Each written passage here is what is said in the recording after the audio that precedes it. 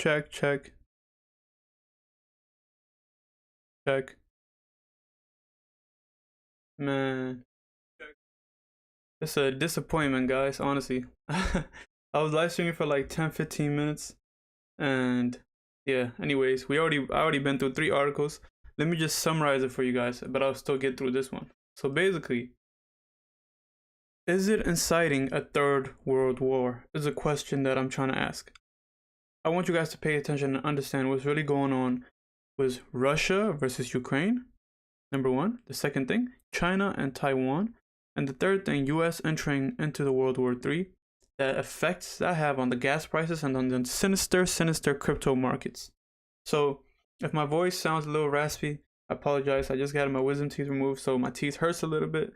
I'm not trying to talk as much, but I wanted to give you guys the information. We have over 12 articles to get through, but now we have over 7 or 8.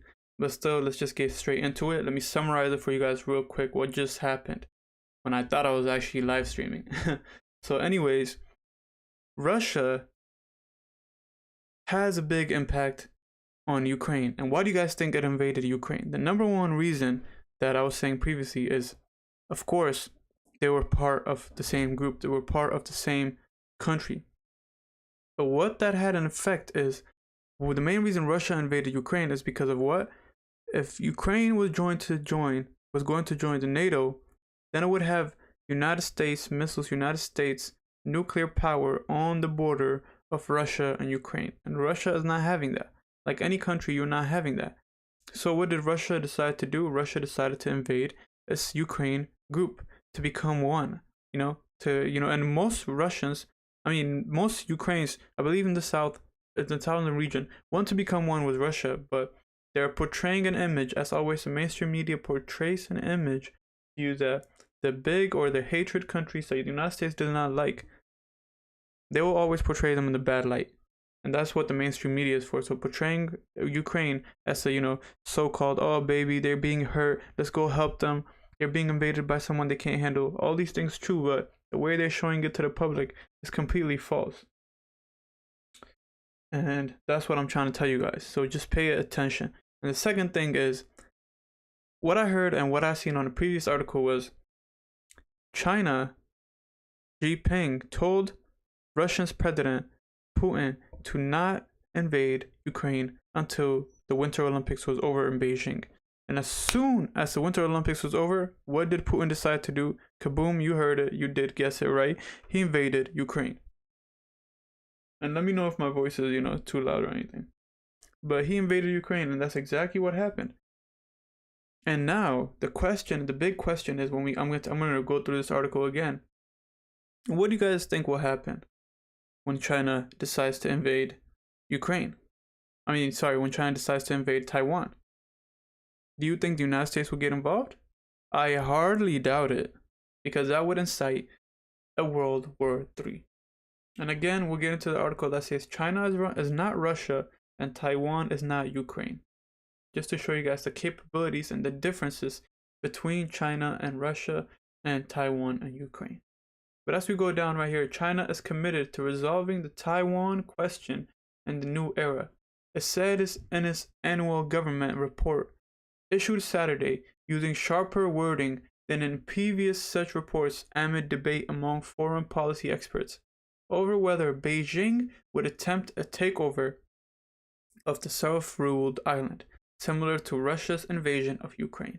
And the main reason they're trying to do this is they're trying to, of course, get a bigger place to where they can dwell upon and to expand their region. But they were one before. The same thing with Russia and Ukraine, and same thing with China and Taiwan. And the stronger wording in this line was Beijing's signal of impatience on Taiwan over the past few years, which have also alarmed residents of the island. Xi said in 2019 that, quote, we should not allow this problem to be passed down from one generation to the next. And this is an important quote. And the same thing was happening with Russia. They're not trying to allow this to keep on going. The next generation not conquering what you're already supposed to conquer, not bringing your people back together, not unifying your people back together. But the West involved itself in too many ways. Even when the United States involved itself with Ethiopia on the civil war that was occurring, we start protesting, saying no more. We don't need this. We don't need the Western involving within our countries. We don't need none of that. We don't need none of that. Exactly, Lucas. We don't need none of that. But yeah, continuing on, guys. What I'm saying is, even with our power, even though we don't have nuclear power, we protested and said, we don't need you guys, get out. And they stepped back out because the majority of the people, said, we don't want you in our country. But what do you think what do you think they'll do when they're trying to come into Russia, when they're trying to come into China? First of all, you can't even come into those places. And when we get into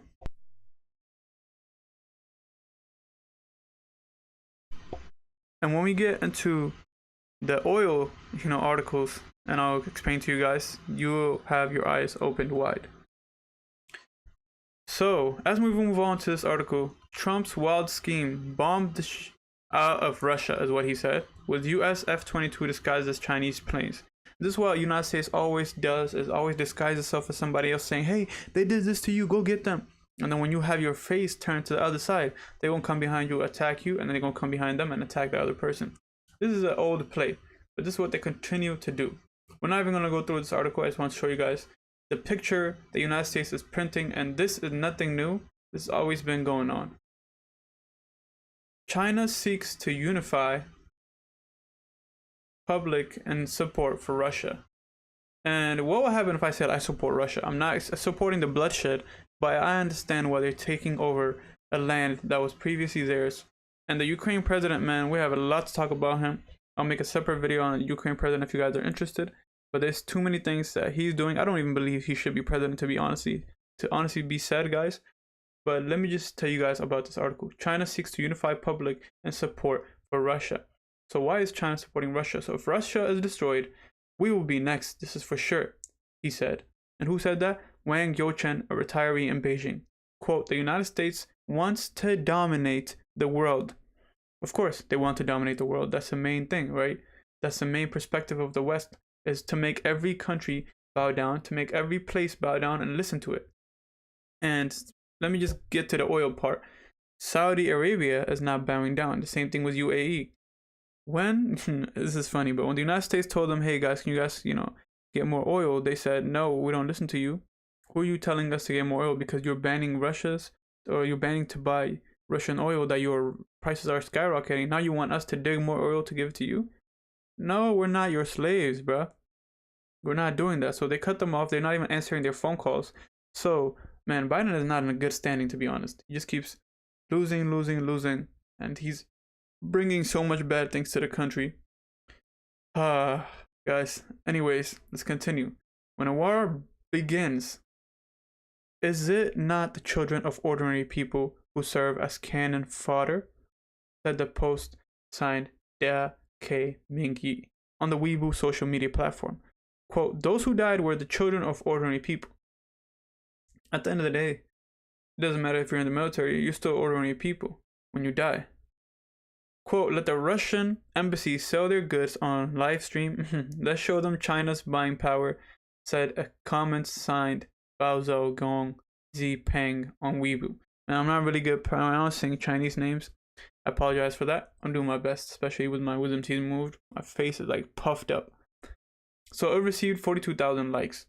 So again, what's happening right now? Exactly as this stated. And when did this article come out? I wish I could have got it to you guys sooner, but I couldn't. It came out on March 4th. So what is happening? The same thing. What is happening right now when, most Americans, or so-called how mainstream media is portraying it, is saying that most Americans don't want Russian oil in their country and they're okay with paying the high fees. Well, I'm not okay with it, man. Buy the oil and bring it here so we can pay the normal fees. There's no reason to pay an inflated price for oil. It doesn't matter where the oil is coming from.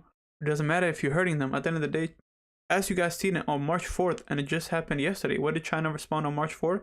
Let's show them China's buying power and buy up the oil,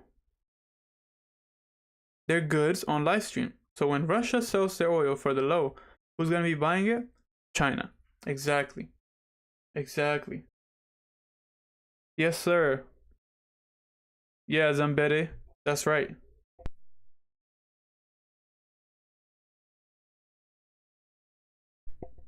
Yep, you guys are saying it all correct. Let's move on to the next one, which is an important one. China is not Russia, and Taiwan is not Ukraine. Let me just sip a little bit of water.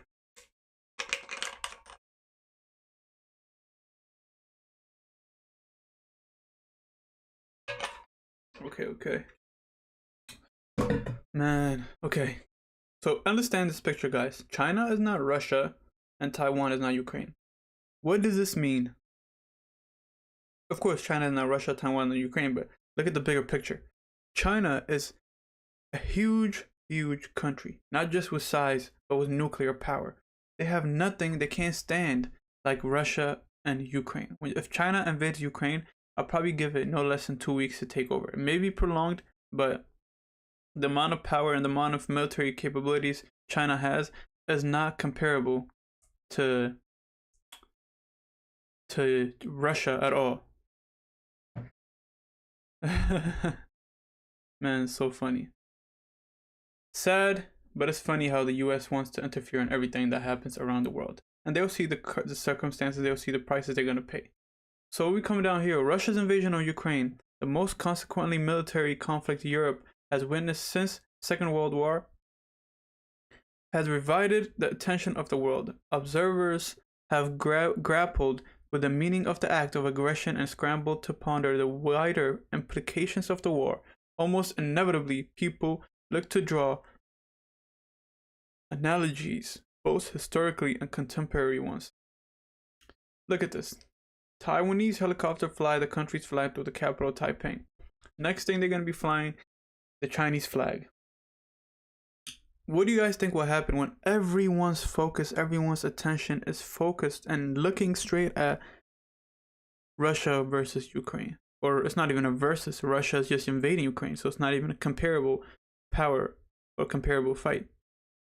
China will slowly come behind, take over Ukraine, and kaboom, it's done.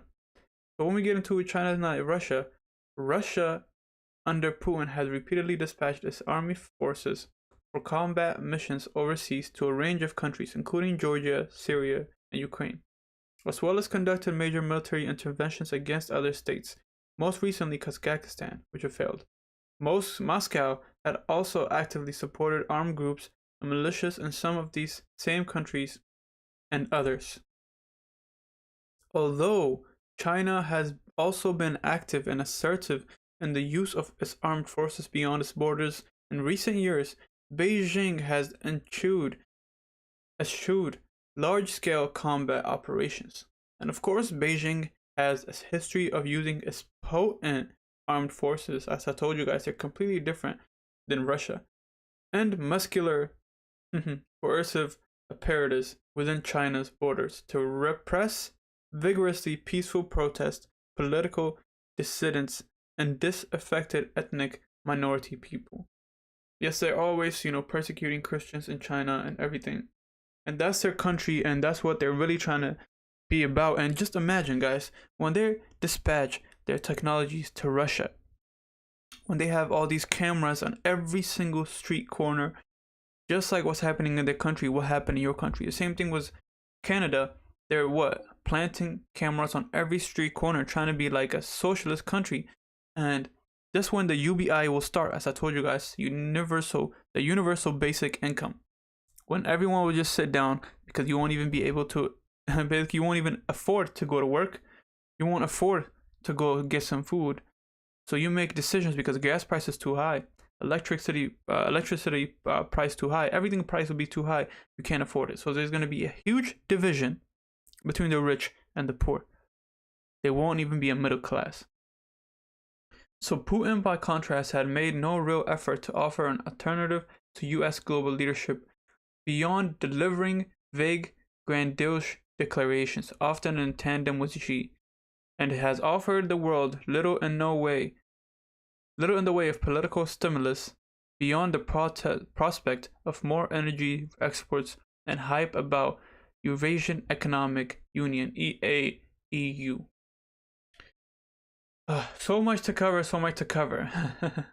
So continuing on, Taiwan is not Ukraine. The fact that Ukraine is not a member of the North Atlantic Treaty Organization, NATO, was almost certainty or certainly a decisive factor in Putin's calculated,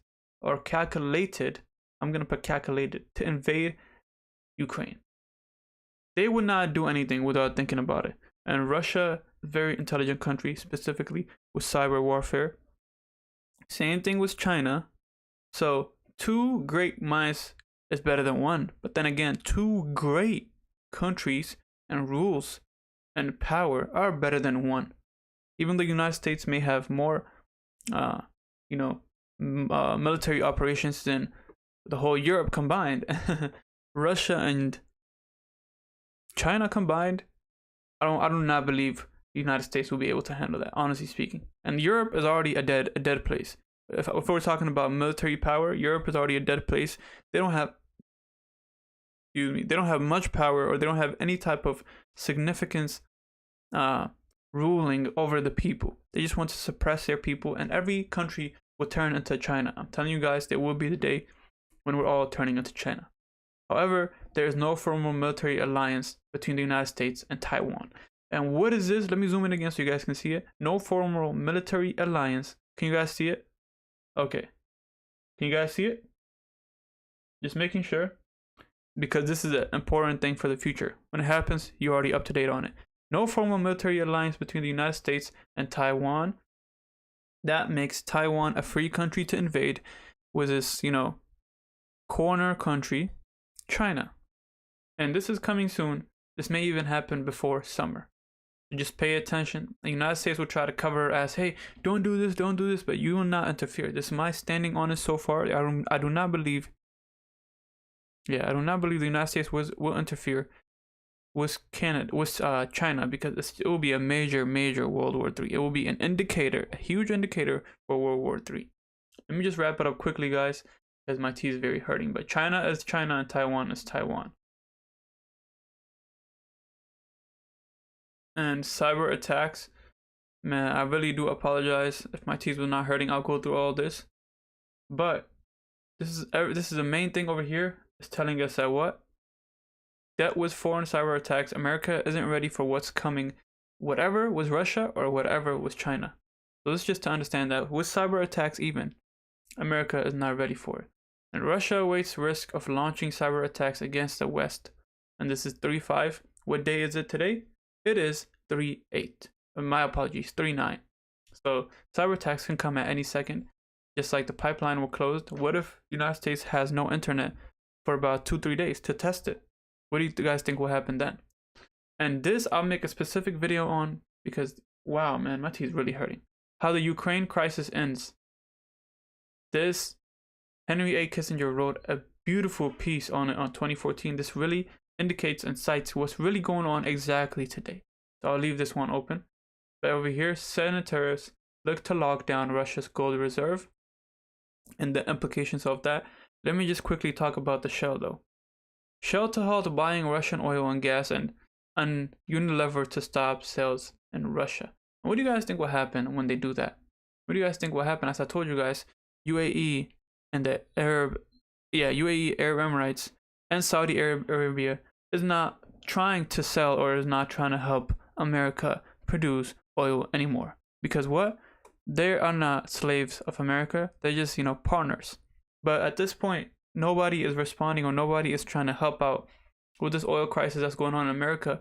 And how the mainstream media is portraying it is that most people in America don't want to purchase Russian oil, and they want to suffer the consequences of the prices rising. I don't understand where they get these people from. I really don't. Are you guys just saying it without no proof? Because this is some stupidity whenever I hear this type of thing. Why would you choose to suffer with oil prices just because you don't want to buy it from a country that's invading another country? If this was going on in Africa, I'm telling you guys, nobody will even pay attention to it, or the grasp of the news or the media coverage is getting will not even be covered. It's just sad. But we know when white people get attacked, oh, my European brother, oh, my European sister, that's what they always love to say. Let me just cut to a quick segment, a quick video about, Tucker did. And I'll show you guys how even models in Ukraine or first lady or whatever, they're trying to come and say, let's go to war. But they're not even doing nothing. They're just fakes. So let me just show you guys this video. Queens now on the front lines defending their country under siege. And there is Anastasia Lena, a former Miss Grand Ukraine. Photos of her on Instagram in fatigues, rifle in hand. Underneath, patriotic hashtags. Miss Ukraine with a rifle, defending her homeland. Is there anything more inspiring than that? It'd be more inspiring if it was real. It wasn't. It was fake.